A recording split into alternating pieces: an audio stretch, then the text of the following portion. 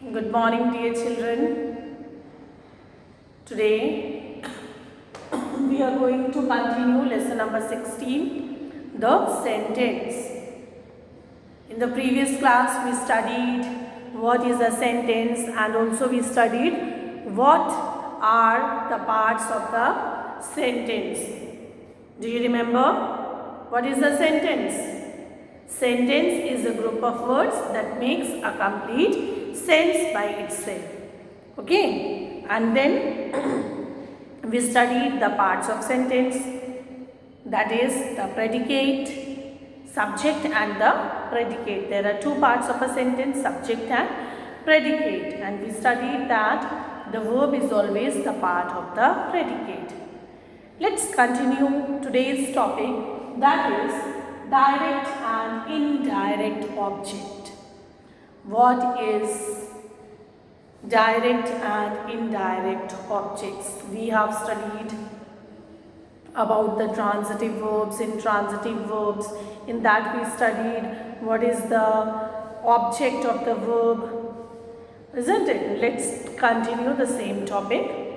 The predicate in a sentence may have more words than only a verb. Sometimes predicate is made up of only one word, that is the verb. Clear? That is the verb. But sometimes predicate is made up of more than one word. Clear? So sometimes there are words after the verb that complete the meaning of the sentence. Clear? After the verb, sometimes after the verb, there are more words which are used to complete the meaning of the sentence. Dear children, look at these sentences on the board. The telephone rang. The telephone rang. What is the subject in this sentence? The telephone is the subject, and what is the predicate? Rang is the predicate.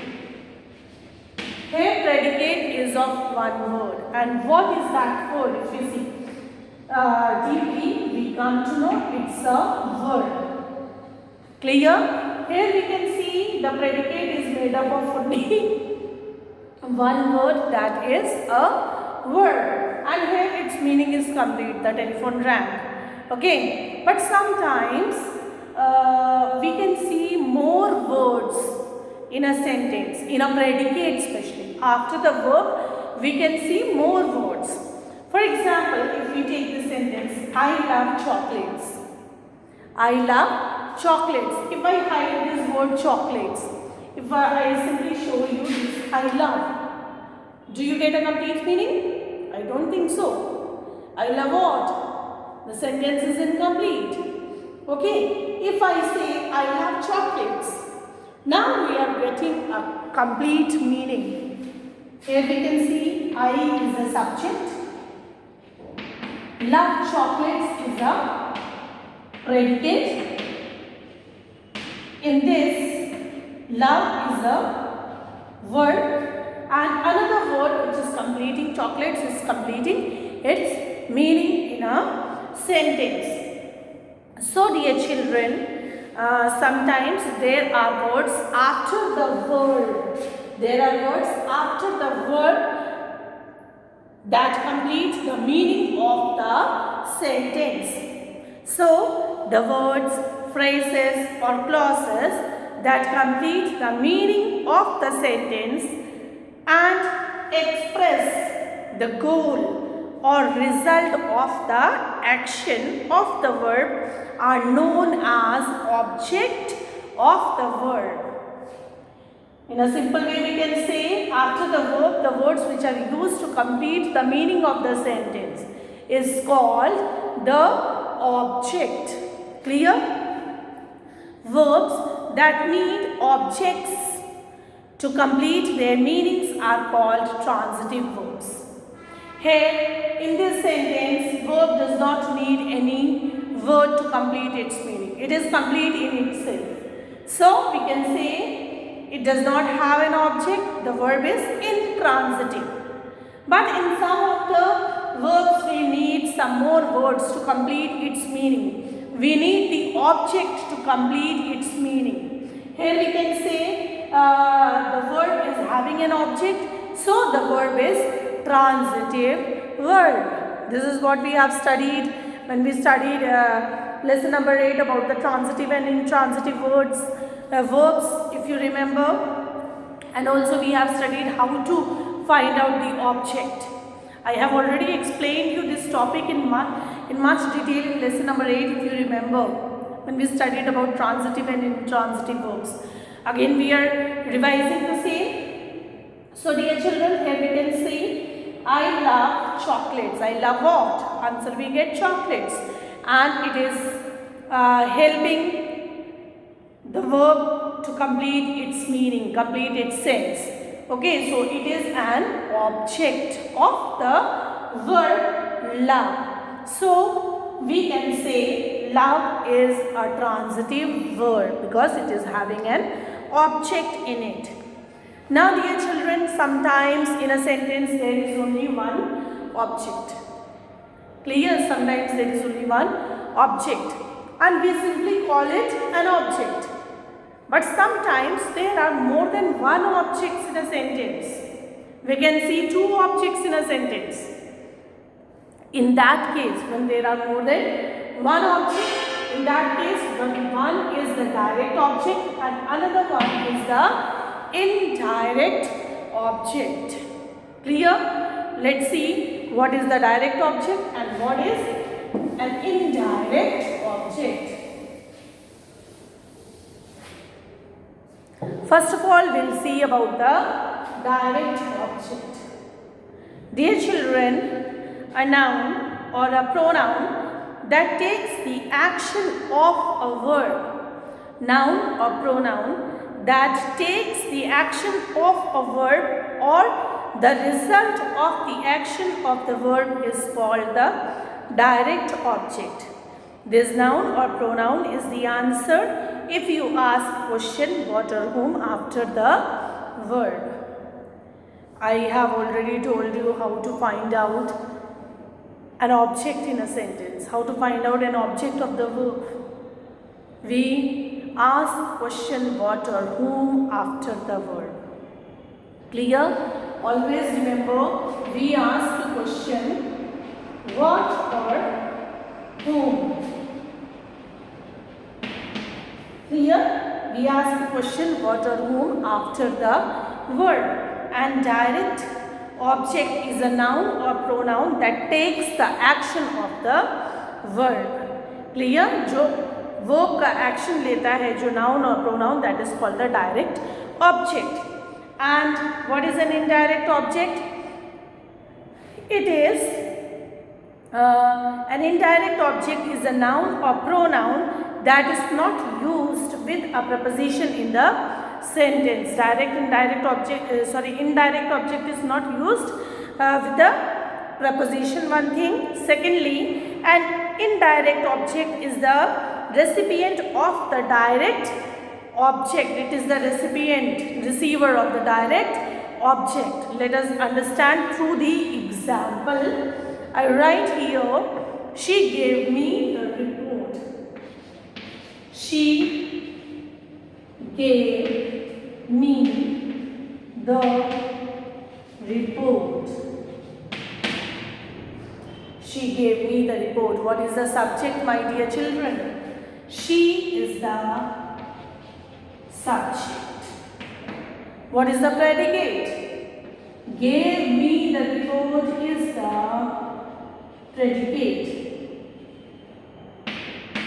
Then what is the verb? Because after the verb only we can ask the question what or whom.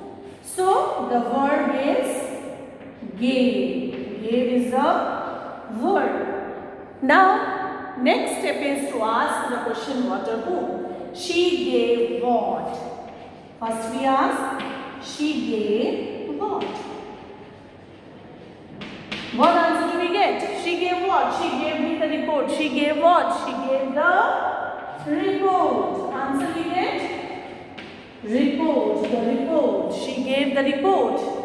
Second is she gave whom? What answer do we get? She gave whom? Whom she gave the report? She gave to me. So me is the answer for that question. Whom? Now here we can see that answer of what and whom both we got. Clear? Both we got, and we studied that it is this direct object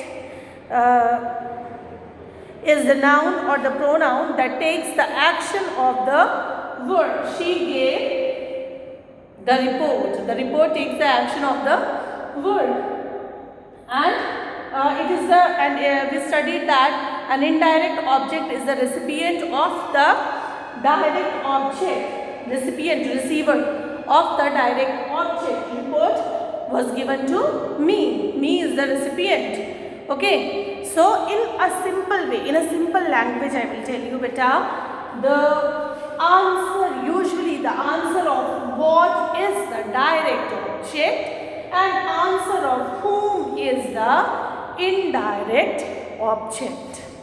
Clear? In a very simple way. To understand, answer of what is the direct object and answer of whom is the indirect object. Clear? So, dear children, always remember, object is a word which is used after the verb to complete the meaning of the sentence. Clear? And sometimes there is only one object. If there is only one object and it gives answer for either what or for whom, we do not say direct or indirect. We just call it an object. If there are two objects, in a sentence, then only the answer of what is called the direct object and the answer of whom is called the indirect objects. And dear children, there is one printing mistake given in your book on page number 147. The same example which I have written here on the board. She gave me the report.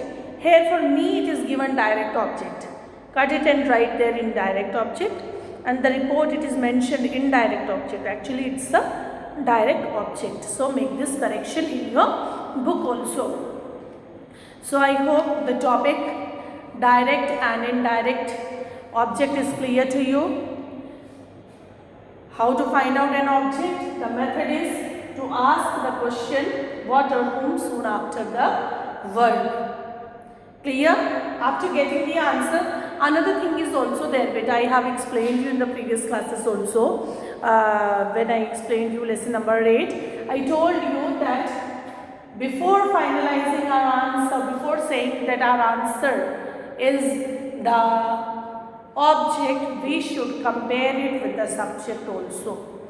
If it is completely different from the subject, then only we say it's an object. When it is similar to the subject, we do not say it is an object. Once again, through the example I will explain.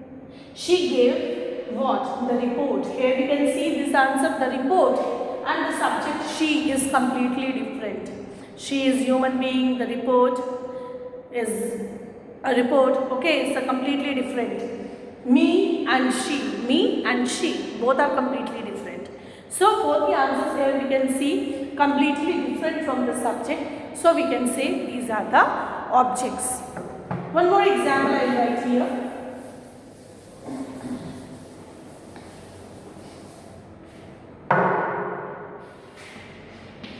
The peacock is our national bird. The peacock is the subject. Is our national bird is the predicate. What is the word? Is the word. If we ask the question what or whom, the peacock is what? We get answer national bird. Isn't it? The peacock is what? National bird. Answer we are getting. Answer of what we are getting here. So directly we cannot say it's the object. We need to compare it with the subject. Now if we compare the peacock and the national bird, is it something different? No. National bird is the peacock. Peacock is the national bird. Both are same. Clear? So we do not call it an object, we call it a complement. Complement, group of words which is used to complete the meaning of the sentence. It's not the object, it's a complement. Clear? So never get confused. Do not think that answer of what or whom is always the object. If they are different from the subject, then only they are the object. If they are similar to the subject, they are not the object, they are the complements. Okay, so I hope the topic direct and indirect speech is clear to you all. So here on the next page, page number 148, dear children, 2 exercises are given. I hope you will be able to do by themselves. Try to do it, okay? Thank you.